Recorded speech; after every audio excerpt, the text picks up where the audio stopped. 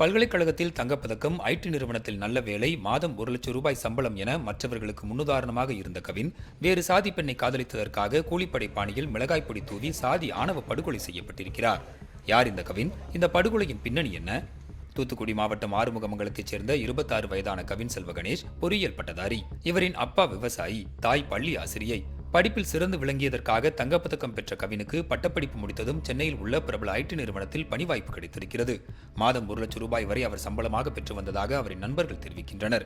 கல்வியை கொண்டு தான் முன்னேறுவது மட்டுமின்றி சக மாணவர்களுக்கும் கவின் உதவக்கூடியவர் என அவரது ஆசிரியர்கள் அவரை நினைவு கூறுகின்றனர்.